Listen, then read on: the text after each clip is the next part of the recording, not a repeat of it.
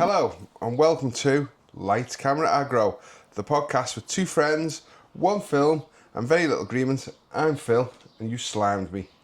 And I'm Nikki, and this man has no dick. This week it's Phil's turn to choose a movie he loves, and today he's bought the 1984 film Ghostbusters. And all that will come soon enough, but first, how's your week been, Nikki? It's been shit because it's too hot. I hate it here. But you should do what I've done. I've been to see Toy Story 5 in a lovely air-conditioned cinema. I've got two films booked for Thursday this week because that's the day that the temperature's going to be crazy, like 37, 38. Yeah. So I'm going to be watching Scary Movie, which I don't really care about. And I'm going to watch Supergirl, which I don't really care about. But those are the two best options. I didn't choose Toy Story. That was there. See, I really think you'd like the storyline in this one. The idea of technology taking over kids' playtime, like young kids, and the way it's done. And I get what you said about in the previous podcast about Toy Story and a very simple story, but I think Pixar have moved on with how they do films, like Inside Out changed how they do. Inside Out is genius. Yeah, but this is as well, because looking at the feelings of a young kid and how she doesn't fit in because she still likes to play. Yeah, I'm sure it's great. I still will always have that caveat of, but it's a good story for kids, for a kids film. I'm a child-free adult, and therefore that's not going to hook me in. No, Inside Out is absolutely genius. And I was a PSHE specialist teacher, and so it was, oh my God, I could have used that in school so much if I hadn't already quit my job. I could have used that in school so much. Don't ever go on me name dropping after you've just said that statement. No, that was my specialism when I trained, and it was like all about the emotional literacy, and that film is genius. There's the really simplistic and easy to understand way it explained emotional literacy to children, also to adults, because loads of adults wouldn't have really had that level of sort of understanding of like how their behaviour is being controlled by their emotions, and it's just a genius film. I'm not saying Toy Story isn't genius in other ways. I didn't feel that same gut punch of wow. Fair play. Anyway. And I've had a genius move. I booked this week off. I'm not booked this week off as genius as like I can enjoy the sun. I can get out of the sun because I work every day. As you can see, my tan lines. What do they call on your arm? Can we just be really clear? Yeah.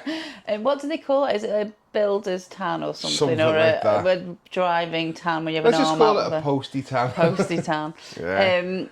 Fair play. Yeah, it'd be horrendous to be working. So. And this podcast has also been delayed by Harry Styles.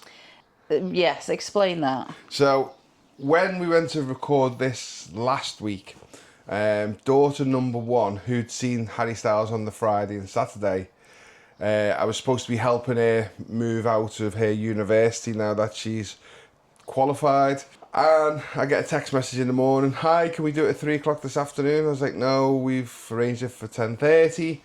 And then she's like, I'm not in. I'm like, why, where are you? She went, I'm in London. And I knew it. For fuck's sake, she's gone to see Harry Styles again. And so the story goes, her friend had been on TikTok and there was a foreigner who couldn't make it. And a foreigner. Oh, goodness. And odd choice of words. Okay. A foreigner. Somebody from abroad who couldn't make it. They were stuck abroad, is that what you're saying? They haven't had to come in. They gave the tickets away for free, so she got 2 free tickets to see Harry Styles. Just cost the train down to London. Well, that's a story anyway. She spent thousands. Yeah, whether that's the actual truth.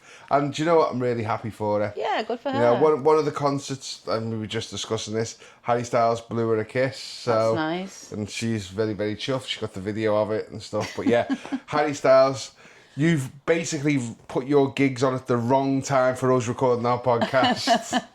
Because he is listening to this and he will take note. There's people, a couple of them who listen to this who are Harry Styles fans. Yeah. Okay, before we start, remember, like and subscribe. And also, this is going to be full of spoilers. If you haven't seen Ghostbusters, now's the time to pause the pod and come back when you're done. We'll be waiting. So, Phil, why did you choose Ghostbusters? Oh, this is one of my childhood faves. I'm still a big fan of this. You know, even when Ghostbusters Afterlife came out, Mark Commode basically dissed it on his podcast, and I like Mark Commode.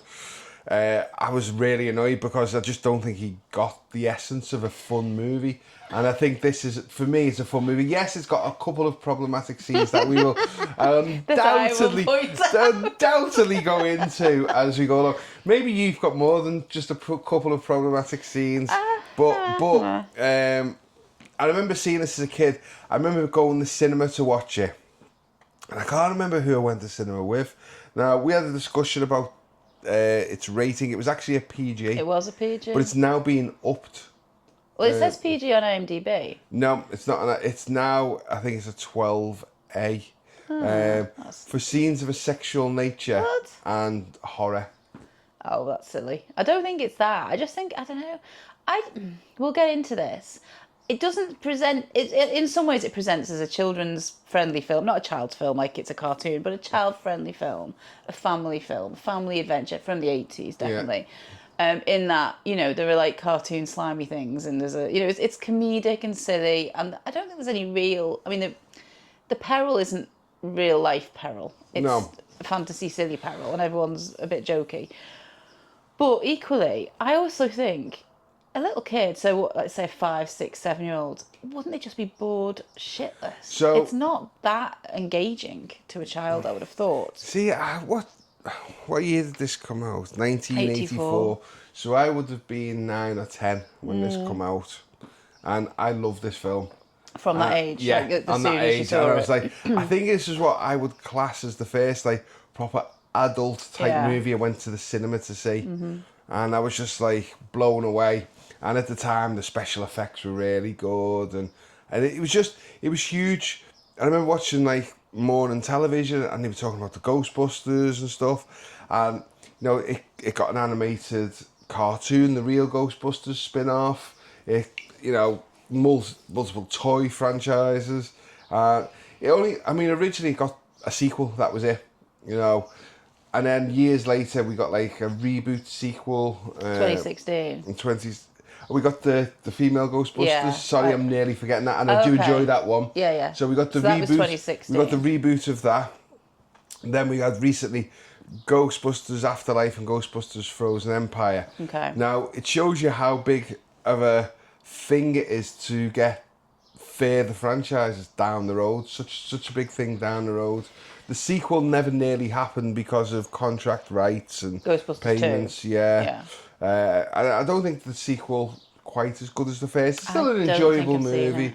It's an enjoyable movie, but it doesn't quite hit the heights of the first one. The female Ghostbusters, I love it because it's controversial, because just all that anti-woke crowd just hate it because it's got women in it. And I really, really enjoyed the Afterlife and Frozen Empire. I think they were great movies in the franchise. So from my point of view, I think it was you who told me to watch Ghostbusters. I never saw it at the time. Obviously, being alive at the time, you hear the music and I know you're a fan of Bill Murray. Oh, interesting. You liked, I think he's a problematic man. Now, yeah, but back I do like Lost in Translation. Yeah, Lost in Translation's good. And I also like Wes Anderson films, and he's in a lot of them. Yes, and there's the Christmas one. Oh, A Very Murray Christmas. Yes, there's that, and so all these things I knew you liked. Yeah, so, no, you're right. There's loads of things he's done I like. And the other thing is as well, this is basically a Saturday Night Live cast. Yes. As was the 2016 one. Yeah, basically, you told me to watch it because I'd never seen it and never felt the need to see it. And I think that was about 10 years ago. And I remember watching it, and I remember very specifically, I had the house to myself. It was, I don't know, I think it was like winter, I don't know. And I thought, I'm going to go to bed early and watch telly in bed. I never watched telly in bed, so this was like a nice, cosy thing to do. Cup of tea, I'm going to sit and watch it. And I kind of did watch it. And I enjoyed it. And I don't remember too much of it, like in terms of in-depth plot or in-depth thoughts I had about it. But I remember thinking it was a nice thing. And I think that's the only time I've watched it until this week. And then when I watched it this week, I did struggle. I think it doesn't hold up to scrutiny very well. And some films I think are just fun, wash over you, just let them do their job. And that's what's supposed to be, yeah. But I think when the minute you start trying to make notes and analyse it and all that, it just feels silly, a bit daft. Of course it's silly. It's about ghosts. No, I know, but busting it doesn't hold up to scrutiny very well. And I would say, and I'll bring. Just remember, busting makes you feel good. I'll say, but that's so silly. This one of the films I brought that we've done, which was Clue for Halloween last year. I love Clue. I love watching it. It's so silly and fun. The minute I start writing it down and start trying to analyse about it, it's too daft. Yeah. It's too frothy nonsense. Doesn't really make sense. Doesn't matter. Don't need to make sense when you're just watching it. And I just found it as similar to that. So there's nothing massive I dislike. Well, there's a few things I don't like about it, but there's nothing massive I dislike about it. It's a fun film. I can see why you'd have liked it when you were maybe a 10-year-old. I can see how you'd have felt grown up watching it, because there are a couple of grown up type scenes. Yeah. But also, yeah, I don't think this necessarily holds up. Holds up to like huge scrutiny. Having said that, when we come to other people's thoughts, there's dissertations written about this, which surprised me. But anyway, well, I did research. Yeah, my one bit of research and the fact that I checked what the rating was after the conversation we had, and it was a PG. So, right, should we get on with it? Can I just finish saying something else? Oh, go on just then. for the completion. Go on then. So I have watched this once already before this week. I've never seen Ghostbusters 2, I don't think.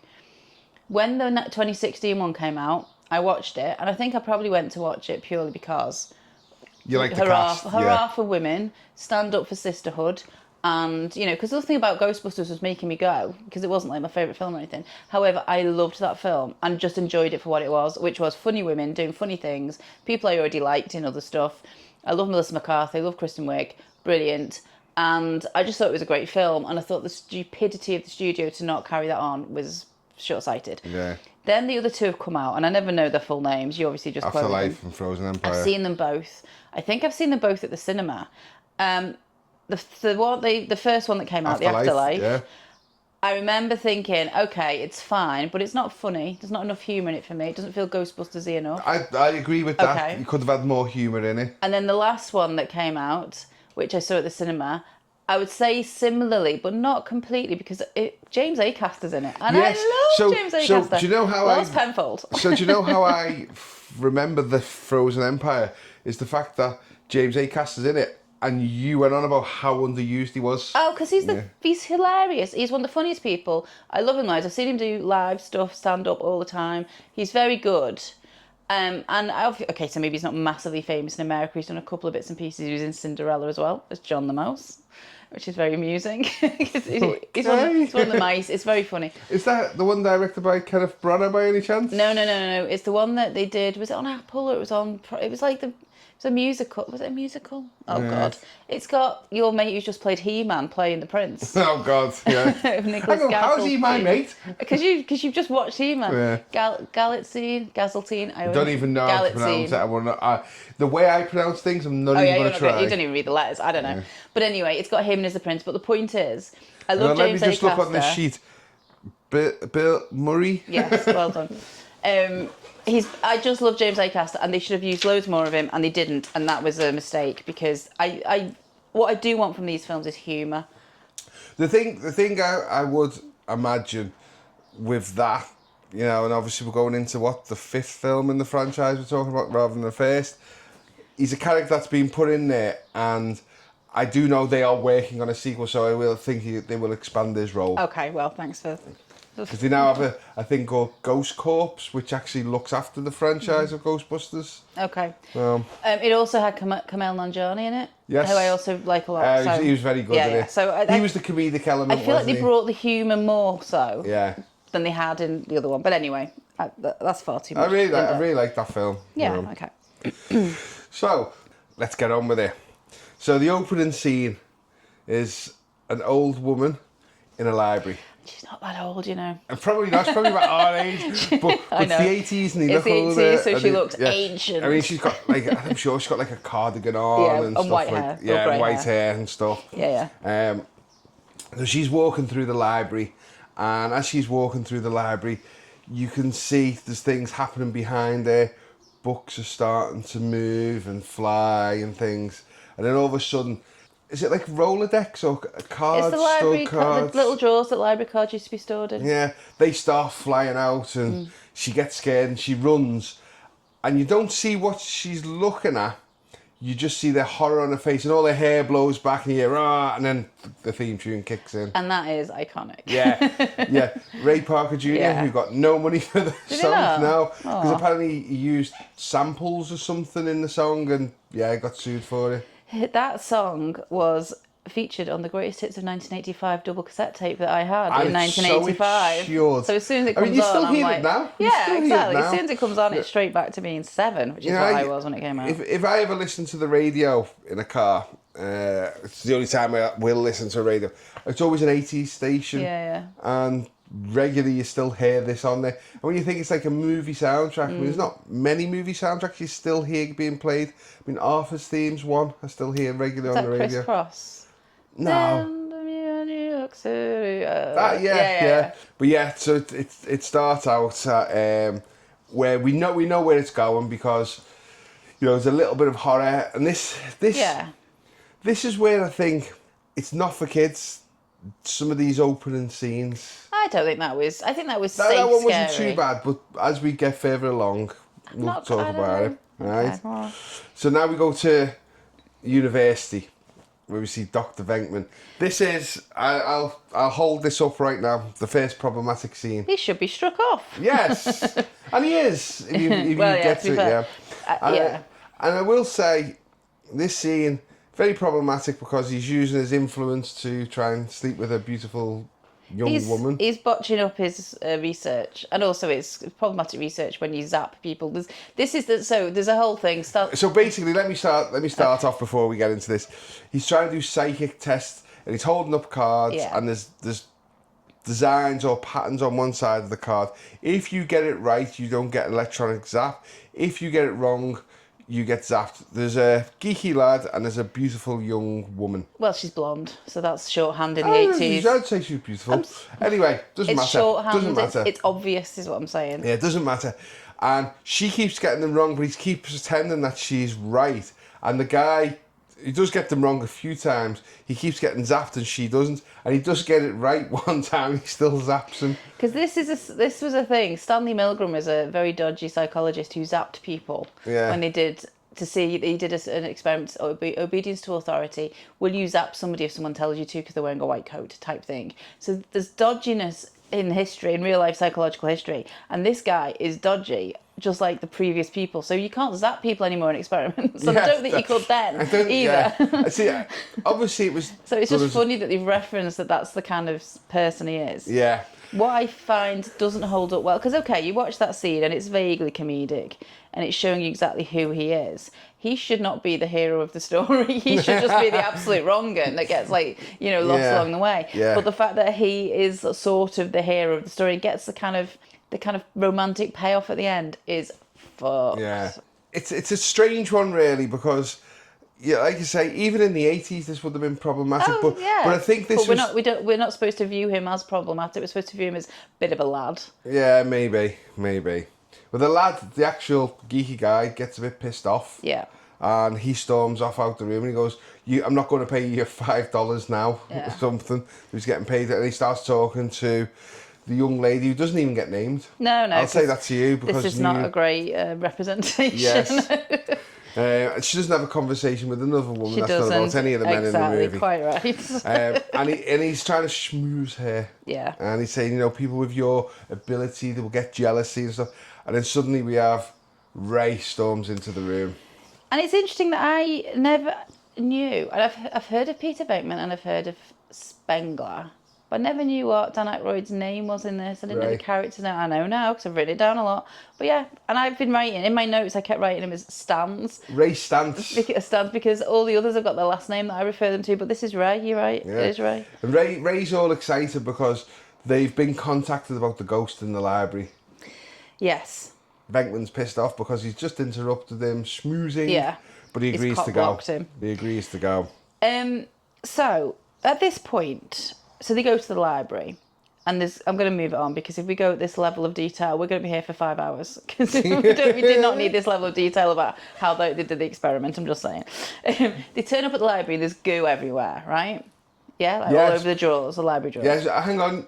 you get introduced to Egon You do. before then. So this is Harold the three Ramis. main characters. Yeah. So you got Venkman, Stantz, and Egon. Harold Ramis, who is Baby Boom, as good as it gets, Groundhog Genius. Day. Loved him, loved his stuff. Genius. Okay. So my fundamental problem with this film, and you know this, you'll know this what I'm going to say probably because you know my vibe. It's such a big ask of me and my personality and my likes and dislikes to accept that we live in a world, or this is a world, where you've got scientists, psychological people from university, I'll buy that. Where you've got New York City looking like New York City, I'll buy that. But then they turn up at this big library and there's goo on the drawers and they've had a sort of paranormal incident. I don't believe in any of that stuff. And I know some people do in terms of the paranormal, and that's fine. But this goo was made by a green cartoon character. Yeah? No, this goo wasn't. This it? was the library. This is ectoplasm. Okay, whatever. By the whatever's going on. But the point library. is, we are asked to believe as an audience that this is just accepted. It's an accepted state. Ray turns up and goes, "Oh, this has happened at the library," and they go to the library and they're all like, "Oh, they're sort of doing their jobs." Why do we accept that? Obviously, this film is silly and fun, and we don't need to overanalyze it. Except we are now going to overanalyze it.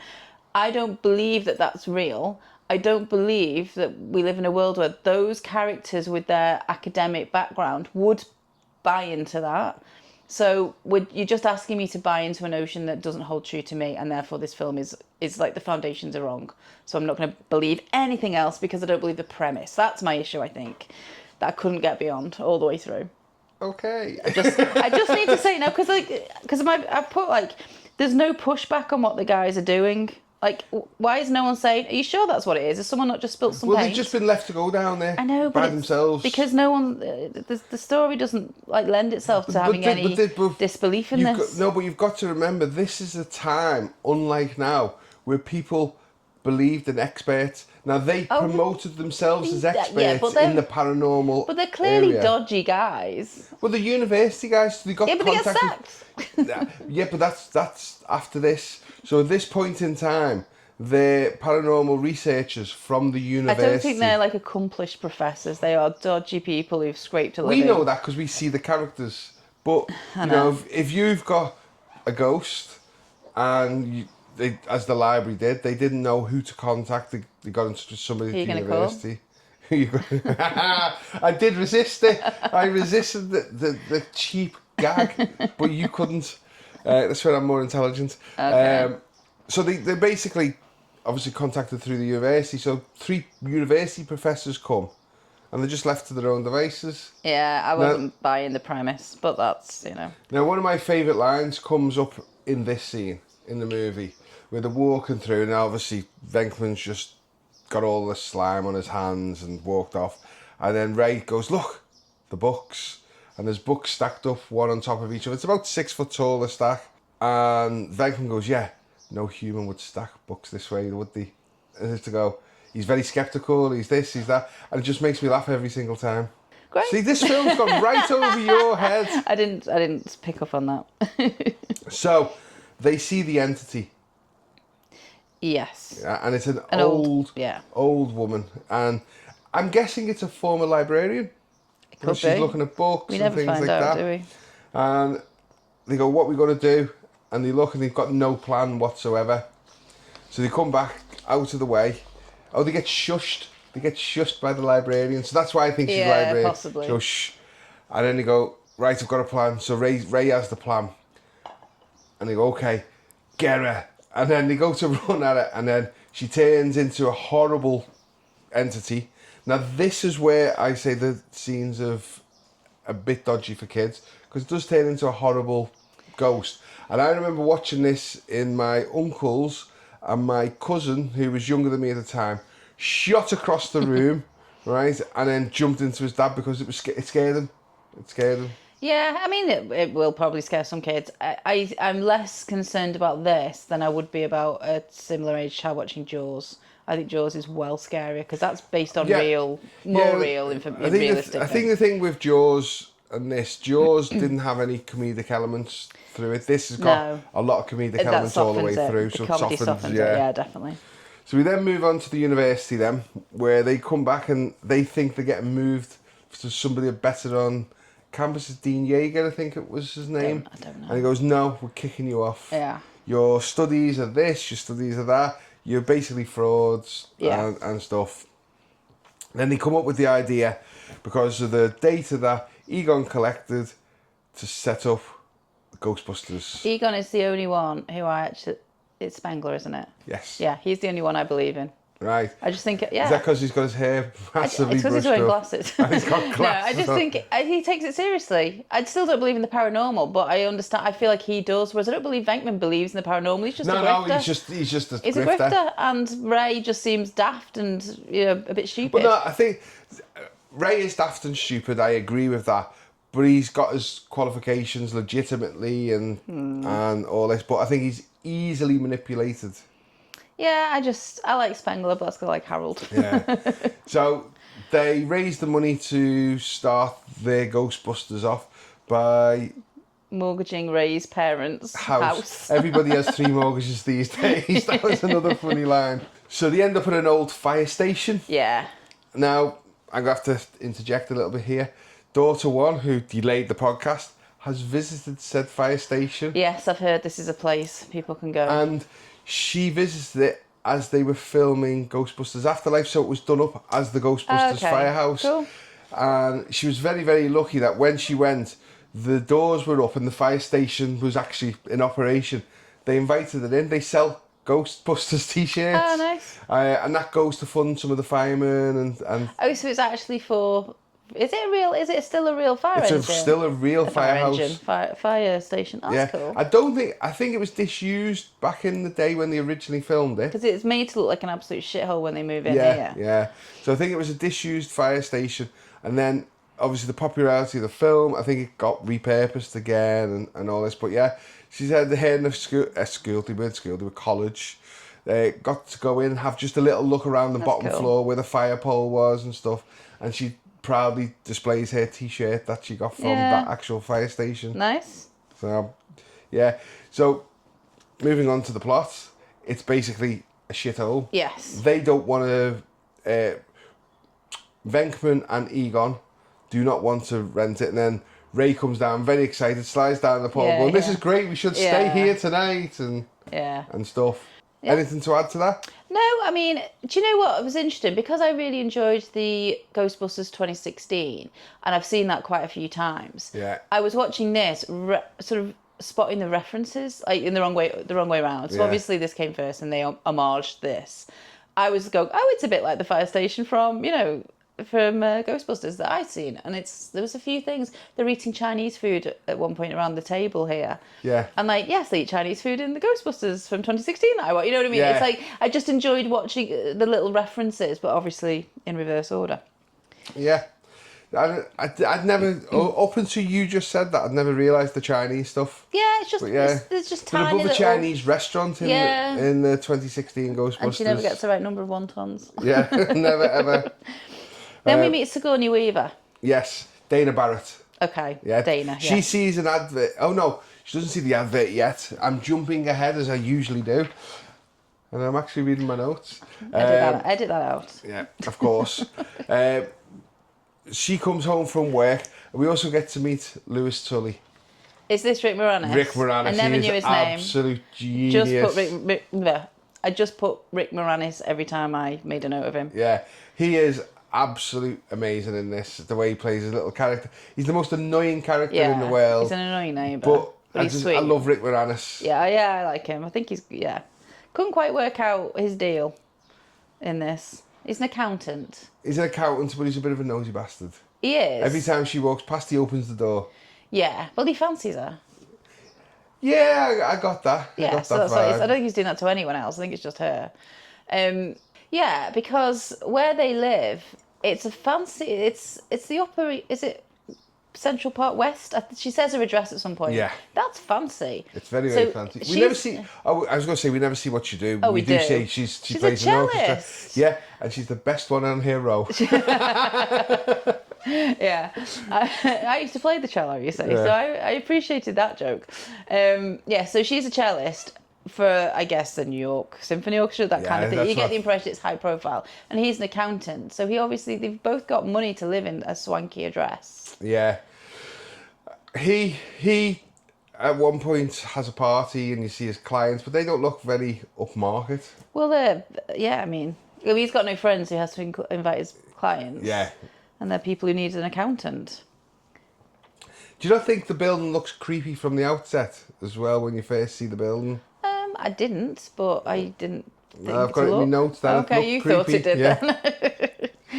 then. You'd love to live there because it's got gargoyles on the outside. No, it's a nice address. The address, I think, is a nice part of New York. Well, anyway, Lewis makes a comment about her TV being on, and he said, just so it wouldn't upset the management, I put my TV on really loud, so it looks like all the TVs were playing up and stuff, because he's trying to get in a good book. Yeah.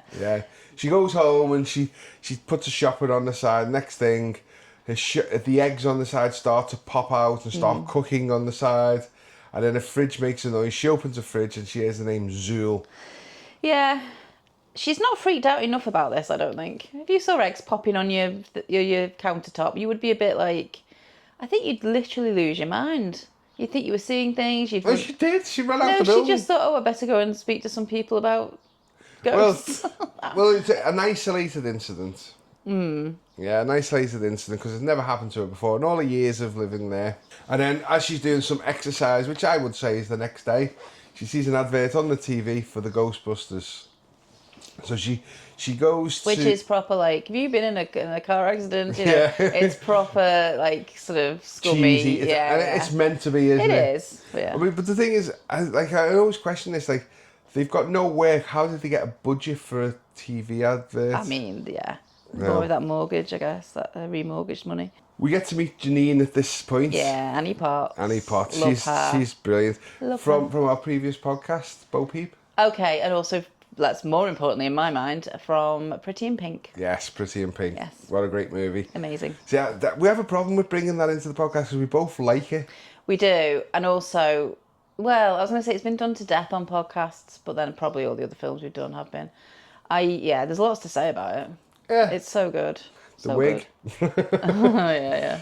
Well, anyway, we get to meet Janine. She's pessimistic. Venkman is saying, just use that stuff we're paying for it to look busy because they've got no clients. Yeah. And he calls her bug eyes. Yeah. But what I do like about this moment, he immediately apologises. He goes, I'm really sorry about that. Well, so this little section I've written, Annie Potts is the receptionist. She's boss. Dana arrives at the office. Venkman is pervy again. Yes. So that's all. I was just about to get to that. Yeah, that's all I put about this little bit. But yeah. Every time I watch this scene, she comes in going hello, and she's a bit like nervous about coming in. You see Venkman jump over his little office bit, and he has this like swingy door. He catches it with his foot. Okay. And every time, and I know what's going to happen at the outcome because he doesn't fall. But every time I watch it, I'm like, please don't fall. Every single time. So she explains to him about what's happened at the apartment. Ray and Egon come and have a look. They put a strange thing on her head to check she's saying the truth and stuff. Lie detector thing. So luckily for her, Venkman agrees to go to her apartment and have a look. She's so lucky, yeah. That sleazebag. This is the scene of the crime. So as he goes into the apartment, nothing's happening. He sees where the eggs are cooked. He flips the egg over. Now, as you know, I don't like eggs. Okay. Right? The mere bit of him touching and flipping the eggs over just freaks me out. I just don't like the texture of eggs. He checks in the fridge. He goes, oh my God. As he checks in the fridge, she goes, what? He goes, the amount of junk food in this fridge, there's nothing there. There's nothing there. He then hits on her. Classy. Yeah. What I don't like about this, obviously there's a million things I don't like, but he says to her, he doesn't think she's crazy. Yeah. But because he's trying to pull her, we don't actually know whether he thinks she's crazy or not. So he's an unreliable person to kind of guide us in the... You know what I mean? Yeah. His sort of... his perspective is not reliable because he's just on the pull. Yeah. So as an audience, we don't know whether... So I've got in my notes here. Dana gets agitated that he doesn't see anything. And he hits on her and she pushes him out. Quite right. But as she's pushing him out, he goes, I know. I'll prove myself to you.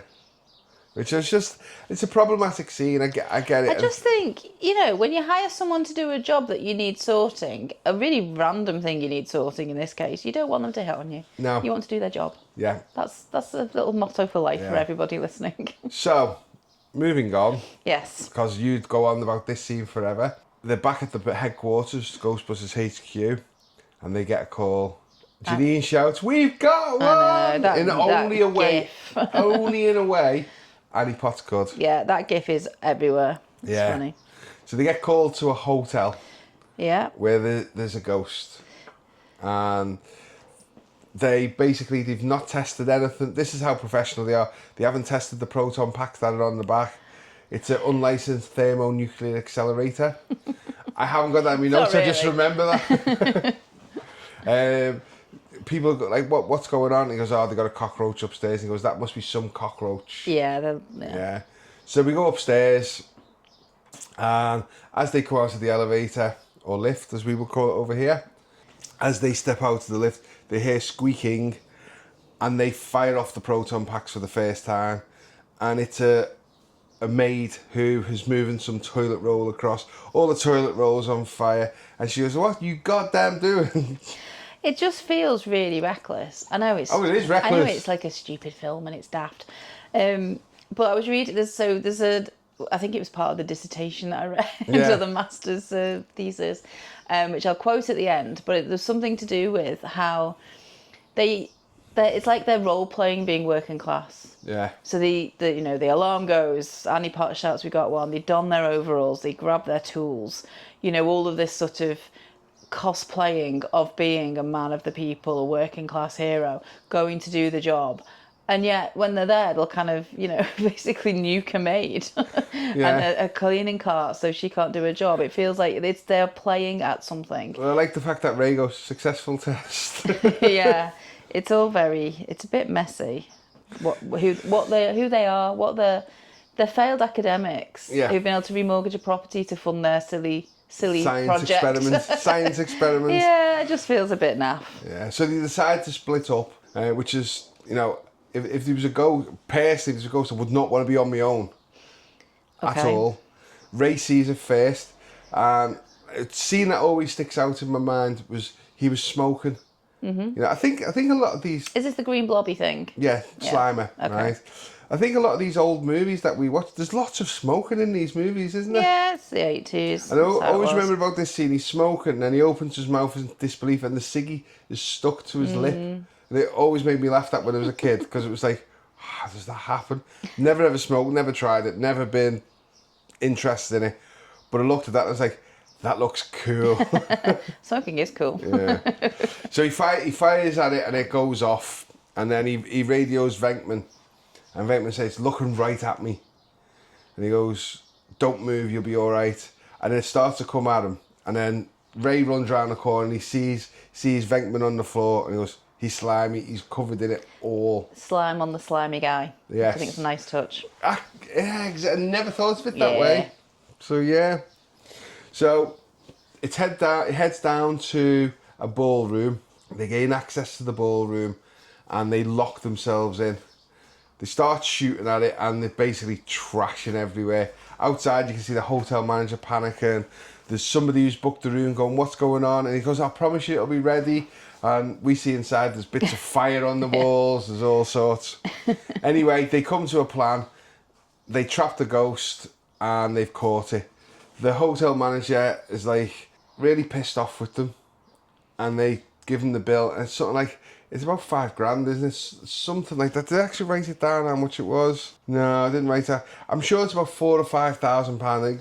You go back to the 80s, it'd probably be the equivalent of about like $25,000 now or something. And he goes, "Well, I won't pay it." He goes, "It's okay, we can release it back in." And he goes, okay, yeah, let's pay it. We then go to a montage. Yeah, there's the montage of their jubilation and their triumph through the streets of New York. Invited onto TV shows. Larry King. Yeah. Larry King and makes can I ask an you a appearance. question? Yeah. How is Elvis, and is he doing okay? Which Ray just looks like. Yeah, it's so funny. But then again, the music kicks in again, which makes it feel like it's sort of. I don't know. I enjoyed the bits when the music kicked in because that's the bit I knew. It's a good soundtrack. Yeah, it's a great soundtrack.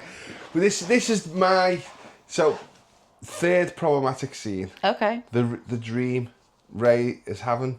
Okay. And a ghost unbuttons his pants and he's basically, let's just say oral sex. Let's just say that euphemism. Yeah. I don't remember this. Yeah. Okay. And I just thought, I just didn't need to be in there. It's just like, What's the point of it? To show he's like living, thinking, dreaming about ghosts because that's all they're doing. I don't think there's any point to it, to be honest. Okay.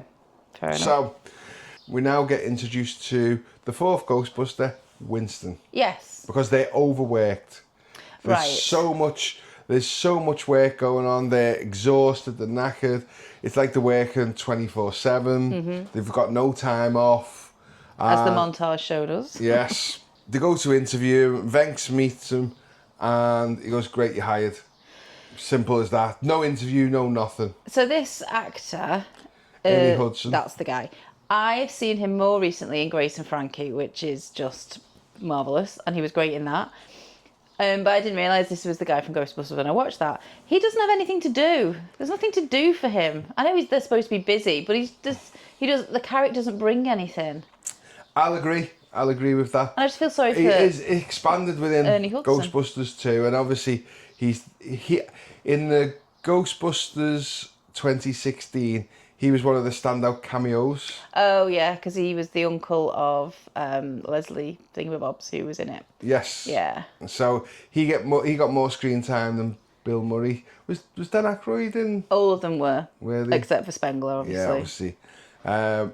But yeah, I think Ernie Hudson was shortchanged in this movie. There's no. He doesn't bring a specific thing, and to be fair, the only thing that I saw referenced in the article I'll reference later, he's the first person. There's a conversation later on in the car with him and is it Spengler or is it? It's Ray Stantz. Well, he talks about religion. Biblical. Yeah. Okay, right. He's the one that brings the religious aspect into it, which then they riff on, and that's like his unique. But I think one of the things. Perspective. I think one of the things with his character is he's not a scientist. He's not this. So he's coming from like an outside perspective, looking at this, going, "What the hell is going on?" And I think it's not done well enough. But he's a bit supposed to be like our eyes kind of thing, as if to go outsider going into the situation, maybe. Yeah, maybe. But it's not. I don't think it was done. Enough. Yeah, it wasn't done properly. They did him dirty. It's not good. You know, we now get the second Venkman and Dana Barrett scene where Dana. He's outside. He's been listening to her in her orchestra. Yeah. Where the line comes up, I think you were the best one in your row, and she calls him out straight away and goes, "God, you must be really good to hear me with all those other people going on." And he comes out with like, I can get abuse anywhere. And she goes, "Oh yeah, now you're a famous person." And that. Well, anyway, he's got his research. He's done research on Zool and Gozer, and that plot I didn't take any notice of it. Like the explanation of who they were, I just didn't take any notice of it. I couldn't tell you now. I've written down Zool, and then I've written a demigod from 6000 BC. Yeah, I've got demigod written down. I've not mentioned anything else about it because I don't know I don't care. It reminded me a bit of oh god, what was that thing you made me watch? The James Spader thing, Stargate. That's amazing. I didn't care about any of the things that they found when they went to. I didn't care. Do you know what I mean? It was like that girl who came. It's basically. Well, see, your kid enough to remember. Oh my god! Oh, it's like you've watched Stargate and all the accompanying series.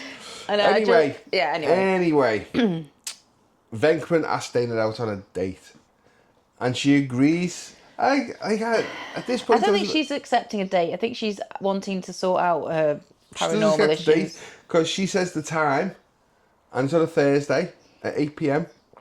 And she suggests the time. Yeah, none of it's believable. So, Ray shows Winston how to empty a trap, and this is the first time we get to see where all the ghosts are stored. Yeah. And he shows how it goes in, the buttons you press, and whatever. At this moment upstairs, we get introduced to Walter Peck. Now, he's a little shit, isn't he? He's also a little shit in Die Hard. He's the reporter who turns up to the McLeans to video the kids. Oh, and that's the him. kids are there. Yeah, that's him. Oh, well, he's typecast. Yeah. Yeah. Maybe he's just good at playing a little shit. Yeah. He wants to see the ghost stories. He works for the environmental agency, and he wants to see the facility to see if it's going to pollute New York and all this. And Venkman just goes, but you didn't say the magic word. He goes, what is the magic word? He goes, please. He goes, please, may I see it? He goes, no. He says, why do you want to see it? So he basically just pisses him off. Yeah. And he says that you'll go and get a court order to see it. He goes, get your court order and I'll sue you for wrongful whatever it was. I was going to say dismissal then, but that sounds like I'm watching another thing. So we get to see Winston now from the non-scientist perspective. Ego and Ray are talking about the data on ghost activity within New York, and it's off the scale, as if something big has happened. And Winston's looking as if to go like, what the hell are you talking about? So he tries to explain it with a Twinkie. And he says, this Twinkie, if this was normal ghost activity, this Twinkie, the activity we've got now would be like 35 foot long. He goes, that's a big Twinkie. Yes. Yeah. Like, I don't think we didn't need that, did we? Yes, we do, Maybe because the small it's children just to needed show that things are happening and it's building up to something. So back at Dana's apartment block, we then see it's basically like statues of dogs. Yeah, I've got a stone lion. Yeah, you can call it a Be stone a dog. lion. Yeah, But yeah, it's like a kind of like an ornamental thing on the front of the gate. Yeah, and you see the feet, and the feet break, and there's something underneath. Then the eye Starts to breaks. shatter and glow. The eye breaks, and you see the red eye. So Dana comes home from work to her apartment. She gets a call off her mum and sits on the chair. She put the phone down. The fridge starts to glow, and then all hands come out and grab her. Yeah, that's gross. She's dragged to the bedroom, which feels very... Nope, she's dragged towards the fridge. I've got the bedroom written down. So that's how I interpreted it. Just your mind. It's really grim, though. Yeah. Across the hall, we have Lewis's party. Yeah. And With all his clients, not friends. yes, we then get a second beautiful blonde lady who he's Again, trying to... lazy, Yes, shorthand, yeah, you know. Who he's trying to chat to, and she says she's going home because the party's crap. He goes, well, maybe if we start dancing, everyone will start dancing. She starts dancing with the stupidest dance I've ever seen in my life. And then the door goes, and then he introduces the people coming in. He goes, Ted's got a county firm. He's in debt. He's got this, and just tells them the whole thing he shouldn't tell. Did you pick up on that? I mean, not specifically. Yeah. I liked the whole bit where I've written, a ghost dog terrorises them. Oh, who bought the dog? So he takes the coat, he throws the coat into the closet, and next thing you hear a growl, and he goes, okay, who brought the dog? That next amused me. thing, this thing comes out, and it chases him down the street.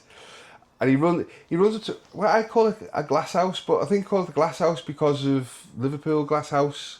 It's a restaurant with windows, Yeah, isn't it? but it's like a glass house, Just isn't lots it? of windows. Yeah, and he's screaming, everyone stops, and the next thing, the dog attacks him, and then everyone just goes back to their meal. And at that point, I thought he'd been killed. I thought he'd been eaten by the dog, slaughtered. That's where I just assumed that was that. And it's New York, so nobody gives a shit. Well, yeah, I don't understand that in terms of that sort of trope, but I assumed he was a goner then. Yeah. So we now get Venks turning up for his date at Dana's apartment. Yeah. He knocks on the door. She opens the door very seductively. If you can open a door seductively, that's how she does it. Dressed seductively, and goes, are you the key master? Please don't pretend to be Sigourney Weaver with your voice. I could be in Aliens as well. He says no, and she shuts the door. Yeah. He knocks again. And she goes, are you the key master? He goes, yes, I am, and then just walks in. She's clearly not herself. Yeah. To his credit, he recognises that. Yes. So I was about to bring this up. Basically, she goes in, and he goes in, and she starts talking that she's waiting for the key master, and goes there, and all this. And then he doesn't want to hit on her. He knows something's not right. He understands on some level that she's not consenting. Yeah. So he gets her on the bed eventually. Yeah. And he says, there's two people in there and I want to talk to Dana. Yeah. And in a really strange voice, she goes, there is no Dana, there's only Zool. Yes. What I think is interesting about this scene is how, when you're a kid. When you're a kid, if you don't know about sex and you don't understand any of that, stuff goes over your head. Which I didn't at the time. Exactly. Stuff goes over your head. And that's why, you can still watch this as a child and it wouldn't be massively corrupting. But she says, do you want this body? And then she says, I want you inside me. Yeah. Which is quite specific and quite clear, but equally... And he says, I make it a rule to never get involved with possessed people. Yes. But the point is, both those statements that she said make loads of sense when, she's a possessed... I want you inside me means I want to, it could mean, from a child's point of view, I want to, gobble you up and, consume your being because I am Zool, you know. Or, doesn't have your soul inside you. Yeah, I'm going to kill you and take you inside me and I'm going to own you. So I like how they were able to be incredibly provocative in one way, but also... it kind of kept the vibe of it being a silly, fun kids thing. I think they did that very cleverly. Yeah. He wants to talk to Dana, and then she starts to levitate. She does, yeah. She levitates about 4 foot above the bed. I don't know, it doesn't matter, does it? Yeah, and he gets under and goes, please come down. Yeah. I did think this scene was good to just remind us that Bill Murray, or rather Venkman, is not so corrupt and so base that he shags her. Yeah. Which is good. Yeah, because he isn't the keymaster, that's the point. Probably eat him alive. Yeah. Next thing, we get the police turn up at the Ghostbusters headquarters. And I like the line that Janine delivers. Picking up or dropping off. I thought that was really well done. She's not in it enough. I agree. She's brilliant and she's got the best lines. I agree. But I think it makes it more brilliant that you want more of her. Yeah. I think that makes it more brilliant. They bring in Lewis and he starts to explain. Yeah, they find him. He is the gatekeeper and they put the same thing on his head that they put on Dana's head to see if he's telling the truth. I don't know if you've seen the monitor. You could see the dog head. Oh, right. Rather than his head. Yeah. So they know something. Venkman rings up and says he's with the keymaster. And he said, we've got the gatekeeper. And he's like, oh, great, we should get them together. He goes, no, I think that'd be a very bad idea. Next thing, Peck turns up. Yes, Peck is back. And I don't like it. Yeah. He's got a court order and he wants to shut the system down. Yeah. Not shit the system, shut the system. Which would be disastrous. It will be disastrous. Ghosts would be everywhere. Even the electrical engineer who he's brought with him has gone, I don't know this, I'm a bit wary. Yeah. And he forced him to shut it down. Next thing, it blows. The roof blows, and this is referenced in, I think it's Ghostbusters Afterlife. They still haven't fixed the roof. Oh, okay. Yeah. I didn't know. Is it Afterlife or Frozen Empire? One of them, the roof is still not fixed. That's funny. From this scene. Ghosts are back out and they're terrorising New York. Another little montage with a little bit of music. And it's very New York, so you've got yellow taxis and Subway grills and hot dog vendors. Yeah. It's like all the stereotypes. Slime is back at the hot dog vendor. Yeah. We've got the ghost taxi driver. The ghost comes up out of the subway. Every kind of visual image of New York you want is kind of all shoved in there. And Lewis has escaped and he gets back to meet the keymaster. Yeah. Because Dana is still in her apartment and watching all the supernatural chaos. Yeah. The Ghostbusters all get arrested and put in jail. Louis' best day ever. That is what I put here. Very happy man. Finally gets what he wants. I'm guessing Lewis and Dana have sex. Because you never see it and it's never in, So I'm Why guessing are you guessing? Because you don't see it. Like they don't. Well, they do kiss a bit and then they walk off upstairs. Oh, okay. But it's not the upstairs of Dana's apartment. It's upstairs onto the roof. Yeah, I didn't think that. Okay, I just fair didn't play. like that. I didn't go there.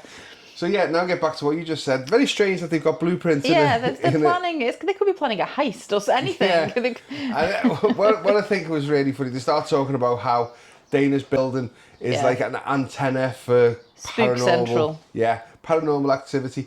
But I like the fact that all the cons around him start getting interested in coming in and watching them. It made me laugh. It's so silly. But yeah, that was how it was. There's a whole backstory about an old doctor who started a religion. That's what they're talking about. And I just don't think I don't care. I don't need that. Do you know what I mean? It's just to show it's why the building's built the way it is. I just didn't think we need... Well, I didn't need it. You didn't need to watch this movie, but I made you watch it. So we then get to meet the mayor. And the mayor doesn't know what to do.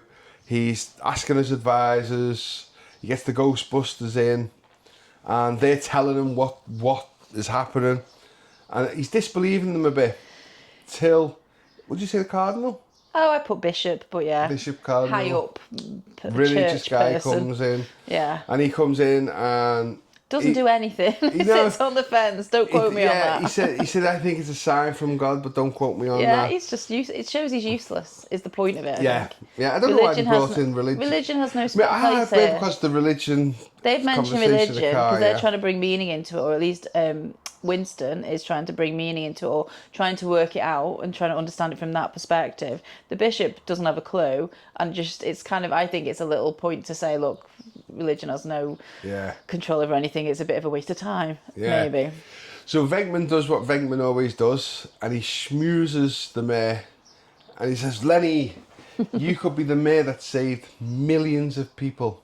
He said, and that's great for the electoral vote and this. So he agrees. He goes, what you need? Next thing is a shot of the army. And it always made me laugh that the army, the police, they're getting escorted down.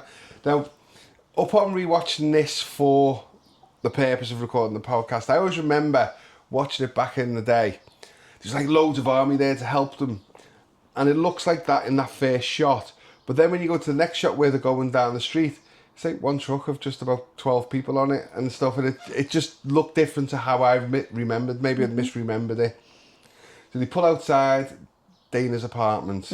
There's already a crowd of people gathered. I don't know why there's a crowd of people when they don't know what's going on. And it's like religious groups and stuff like that, isn't it? It's all different people. And it does feel like it's a triumphant thing. They're all there for them until the sky turns dark, and then there's lightning bolts, and then it all kicks off here. Yeah, and then the ground starts to come up, and they nearly get sunk into the ground. They get up, and they go, we're okay. Yeah. They then all kind of fist bump and then go in.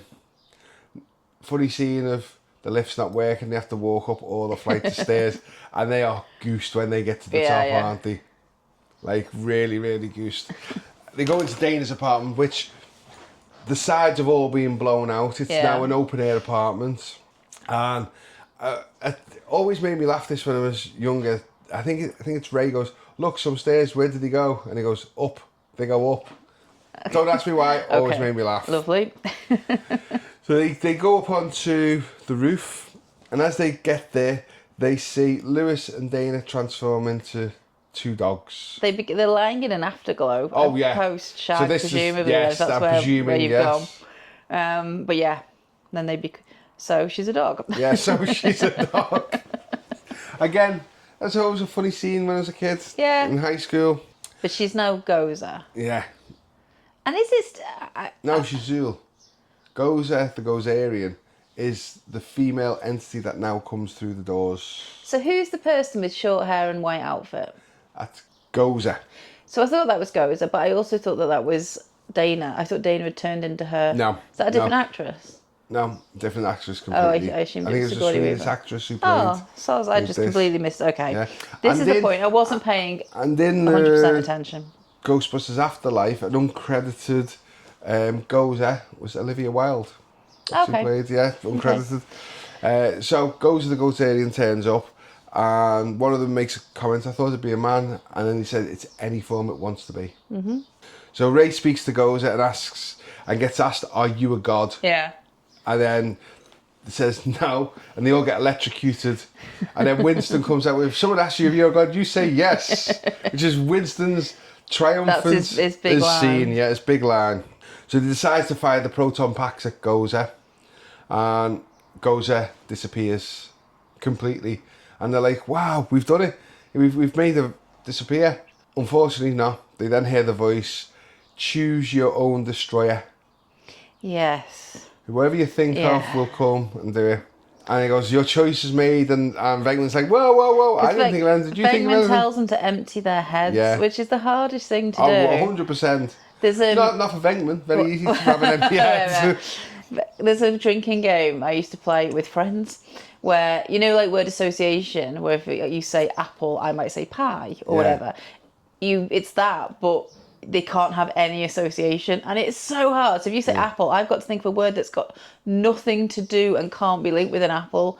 So I might be like, book. I can just see a book over there. And then you'd be like, MacBook is made by Apple. You know, you can always find things. Or if you say like Apple and I go, blanket, you might go, yeah, well, I ate an apple under a blanket last night. You know, do you know what I mean? Yeah. It's so hard to do completely. So it just reminded me of that. Empty your heads. No, because you immediately think of the things that are in your head that you've got to empty. Yeah. And it's just funny. But Ray... Yes, but Ray thought of the Stay Puft Marshmallow Man. That I do think that is a funny bit. That made me laugh when he was like, I did try. And next thing, is it 50 foot? I don't know. I'm assuming that this was a real life mascot, you know, real life logo. I still think it is. Okay. Yeah. I think Stay Puft is a make of marshmallows in America. Okay. Well, I've never heard of it, obviously. I'm sure I've seen it when I went to Florida years and years ago. I'm sure I've seen it and just had a little giggle to myself where, like, no other American probably, what the hell is he laughing at? But when the big marshmallow man starts walking through the streets of New York, and it's huge, it is sinister. Yeah. It's such a little innocuous picture on a label or, you know, a little cute thing in sort of the size of it would be normally. It's sinister when it's But I think huge. as it walks, it looks dead happy still. It's dead happy and stuff. Yeah, but that's why it's sinister. Yeah. And then when they as it gets close to the building, they fire the proton packs at it. Its face changes and gets angry. Yeah. And then it looks really, really sinister. And it's when it becomes liquid marshmallow. Well, they then don't know what to do, and then Egon comes up with cross the streams. Now, we already earlier in the movie that crossing the streams would be bad, right? And they said, well, if we're going to go out, let's go out with a bang. And they cross the streams, they close the doors, which means Goes is gone. Next thing, Marshmallow Man explodes everywhere. Everything's gone, everything's back to normal. Egon, Winston and Ray are covered from head to toe in marshmallow, and the only one who isn't is Venkman, and that's because he got slimed earlier in the film. Oh, is that why? Yeah. So it was basically the others got away with it earlier in the movie. It was their turn to get it, and he got away with it. Inside one of the calcified animals, because everything's smoking. Yeah. So at this moment, he's gutted that Dana's gone, and the next thing, it starts to crack and you see her fingers. The animal, yeah. Yeah. And they go and start breaking her apart, and then suddenly Louis comes and he sends the other three, so he's the one to have saved her. Did you pick up on that? No. So he goes, you go and help the little guy.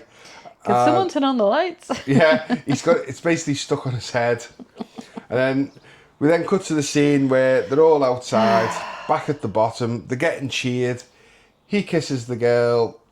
Well, the end. Okay, there's so much wrong with he kisses the girl. I know. She's a woman and she has a name. And also, why do they kiss? I know. She doesn't like him that much. The time she came onto him, she was possessed by a spirit that wasn't her. So we forget maybe still had a little bit of spirit in her. We forget all that. So that doesn't count. So you say she agreed to a date. I say maybe she just wants to get a problem ghost fixed and she agreed to go to a date. But you don't get your problem ghost fixed while you're at a restaurant. All I'm saying is, she just was trying to get... That was why she approached him. She can do so much better. The point is, there's nothing in the story to make it seem like they're going to kiss at the end. They shouldn't be kissing at the end. There's no fruition of that story. And it's like just tacked on because, well, I don't know, Bill Murray gets to get a snog. I don't know. I thought it was naff. Yeah, I agree. A naff way to... I agree. Blah. And by the time the second Ghostbusters come around, they split up. Oh, good. Well, quite right. Yeah. Stick to your cello. So, let's hear your thoughts on the Ghostbusters. Do you know what? It's like I say, I don't think it holds up well to intense scrutiny and line by line analysis. I agree with that. It's a fun movie. It's meant to be fun. It shouldn't be overthought. And there's the other problem, which happens many times when you make me watch a film for this. I am the wrong age and the wrong time to watch this. If I'd have watched it when I was 10, the chances are I'd have found it charming or daft or fun, whatever. And I didn't watch it then. I first watched it when I would have been, I don't know, mid-30s, late 30s, and now I've watched it for the second time and I'm late 40s. Well, maybe as a one-off sometime we'll watch a modern film where we're the right age for it. Okay, but remember the whole point of this podcast is we're bringing films that have inspired and influenced and made us who we are. So this, you've decided, has made you who you are. It's one of your early ones. That's fine. And okay. Comedy of this movie. Okay, so that's fine. Don't worry, I do have modern things that have made me who I am. What, like Rear Window? No, that's not, no, but that's brilliant. Yeah, so there's always the caveat that I'm the wrong age and it's the wrong time to watch this for a first time or for a second time. And I do think it's a kid's film. I just think it's a kid's film because it's not, because it's stupid. And I say that with love. It's stupid. It's meant to be stupid. It knows it's being it's stupid. A film for There's no ghosts. such thing as slimers and giant marshmallow men and all that. So it's for kids. But I agree, there are elements of scariness about it. I would say it's for teenagers rather than kids. I don't think modern day teenagers, if this was made now, would Oh give no, it but the you got to time of remember, day. modern day teenagers, then? as we talked about Toy Story, would be on devices now. Where No, back then it was different. I know teenage films, though, I think are just more gritty and realistic. I don't know, whatever. Just comedy films now for teenagers would still be of this I think level. it revels in its stupidity. It Like enjoys Scary Movie. Oh yeah, but I don't know. Well, I've not seen this one, so I don't know. But I don't know enough about it, to be honest. I will find out this week what it's like. I just think I can see this as a kid's film.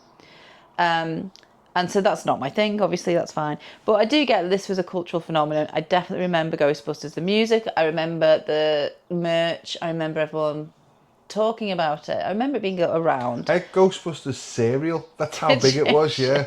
You were spoiled. Yeah, I loved it. And everyone knows, like, so the Stay Puft Marshmallow Man, I've heard of that. I know that is, despite having not really been into the film. So I do get that it's a big deal. I don't know.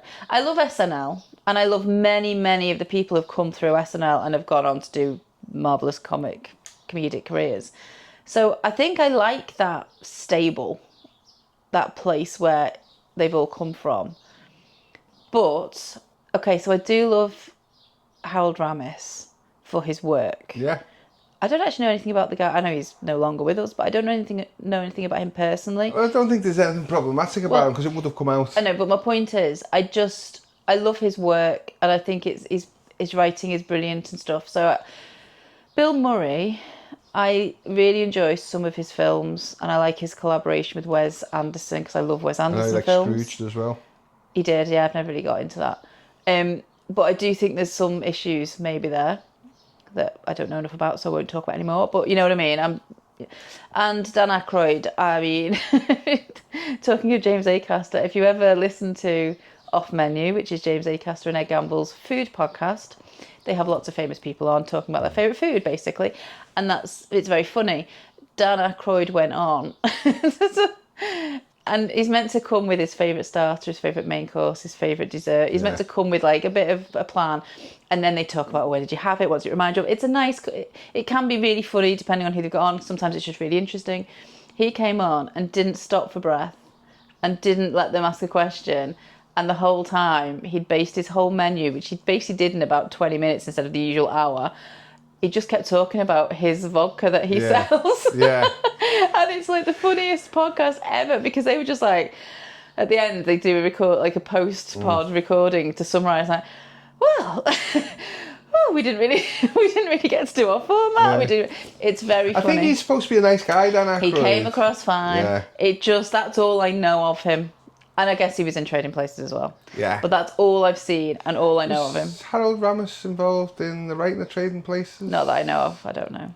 I know I'm sure I've seen one with Bill Murray and Dan Aykroyd, like an army one. And Stripes? I think that was written by Harold Ramis. Maybe I've not seen it, so I don't know. So he's done a few that I've seen. Yeah. But I don't have so my point, my long-winded point is, these are people who've come from a stable of comedy that I generally like, and I like lots of other people who've come through that over the years, and yet, I don't know, that doesn't swing it for me enough. I don't laugh enough. I think if I was a kid I'd laugh more, because there's some really daft stuff that I'd find more. I laugh so much. Yeah, exactly. It suits you. You're mentally 10. I just think, I think I should have just let it wash over me. Obviously, I watched it too intently for this, and I lost something in that. But this is one of the problems with doing a podcast about a film. You know, and it's the same like for me watching Rear Window the other week. I enjoyed the film, but I could pull apart things I didn't like about it. Where, you know, and it's the same for you with this movie. You know, problems I had with Rear Window you didn't have, and problems you have with the Ghostbusters I don't have, because we're looking at it from different perspectives. You know, I'm looking at Rear Windows, watching it properly for the first time the other week, and I'm going, well, why isn't this, why isn't that? And obviously I'm looking at it from a modern making perspective. You're looking at Ghostbusters from a modern filmmaking perspective and see where things are done differently now. And as you said, teenage films will be done differently. They'll be dark and gritty and whatever. I don't think it's the filmmaking perspective of it. It's just the writing. It's the writing. Again, it'd be done differently because times have moved forward. So I think when we do these podcasts, you've got to remember there is an era of that happening. Yeah. And even I myself, who enjoy the movie, I have problems with the film, like say, the psychic test at the beginning. And I do think they do retcon this in Ghostbusters Afterlife. There's a end credit scene where Sigourney Weaver's electrocuting Bill Murray's character. And she's going, this is, you know, she's basically, it's reference to that scene was bad. Yeah, he does need some comeuppance that he doesn't get. I mean, it's like, what, 20, 30 years later, whatever the comeuppance was. Yeah. You know, but, yeah. Yeah, him as the hero doesn't really ring true for me. But anyway, yeah, it's a perfectly good, nostalgic, I agree, enjoyable, if you're happy to just zone out a bit, romp of a funny, almost funny kids film. With a good soundtrack. The soundtrack's great. Yeah. Soundtrack took me back more than anything else. Do you want some other people's thoughts? I was just about to say, so what did other people agree with me on? Do you know what? I didn't get right. Here's the problem. It happens all the time when we do a film that has a gazillion sequels or a gazillion. Yeah. It's really hard to find things specifically just about that first film.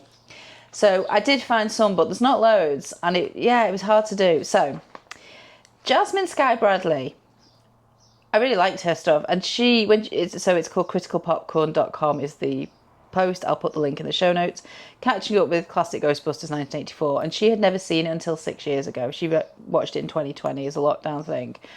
So she basically says similarly, I would say, to the thoughts I had. She puts them better. Here's a quote. From fresh first time and female eyes, the Dana and Venkman storyline doesn't hold up. I agree, yeah. Hounding her for a date, coercing her into going for dinner when she really just wants him to rid her kitchen of a demon. From a 2020 perspective, it's all very manipulative and creepy. Considering Dana spends the majority of the film unaware of what's going on around her, hers and Venkman's kiss at the end doesn't feel romantic and fairy tale-like. Coming round from her possession, she suddenly realises she's in love with Venkman. Nah. And I'm like, preach. That is exactly how I felt. Just felt like, I don't know, false. I think it's one of them where you think the studio have sat around going, oh, there needs to be a love interest, there needs to be a story where they get together, so they throw in a kiss at the end when there's no reason for it in the story. I've also got, so this is the thing I've kind of implied throughout. It's called suddenlyashotrangout.com. It's written in 2014. And do I have the name of the person? Oh, I don't know if I have. Okay. Oh, it was Lauren. Someone called Lauren. But I'll put the link in the show notes. And this piece looks, it's a whole massive thing. I think this is the dissertation piece. Let me just double check. Yeah, I think this is her master's piece or whatever. And it looks at the links between horror and comedy. And it breaks down the film through the perspective of various different academic theories and looks at class and the establishment. So I've got a massive quote that I'm not going to read the whole thing. But it's, again, similar to what I was saying. I like it when I have people corroborate what I think. So the first 15 minutes of the film sees the Ghostbusters confront the first ghost and lose their jobs. So they may be educated, but they nonetheless appear as working class figures. They are self-described exterminators, essentially the ghost police. And they've got the uniforms that are like janitorial jumpsuits. And so they live in their old firehouse. They've got the crappy car. Everything's kind of tumbled down and rough. And their names are also indicative of class, religion and immigrant background. Venkman, Stans and Spengler. And throughout the film, various members of mainstream WASP, like white Anglo-Saxon Protestant society, treat them with confusion, contempt and downright aggression. So I'm thinking Walter Peck, for example. He's pure WASP energy there.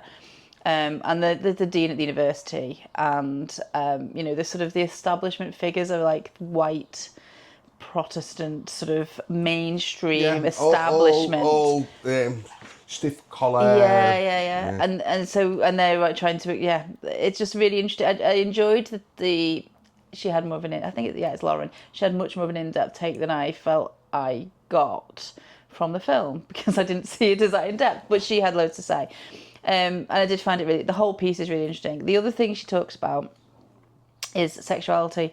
So the Ghostbusters are associated, they're strictly masculine, a strictly masculine paradigm. But the one thing I will touch upon we'll that... pause what she's saying, seeing you've jumped in, okay? They are masculine, but they are geeks as well. Yeah. You know, they're not That's like... still They're not like masculine alphas. Okay, masculine doesn't have to be alpha. I know, but it's like... This is like... One of the things I like about the movie is the fact that it's the geeks who've come good sort of thing. Okay. But they're still masculine. Yeah. As in they're 4 blokes. But it's a strictly masculine paradigm represented in the plethora of phallic symbols and innuendo. So get ready. You for some like your phallic symbols. This is what you don't look at, but is there. So the guns they use to capture the ghosts. Okay, these big kind of sticking outy, pointy, long bits. They're very phallic. The ever-present PKE meter. Yeah. Do you know what that is? Because I don't even remember. Yeah. That Egon likes playing with. And the lightly comic jokes about Twinkies and crossing the streams. Yeah. That's all penile. Yeah, I know the crossing the streams is. Punctuate moments of sexual humour throughout the film.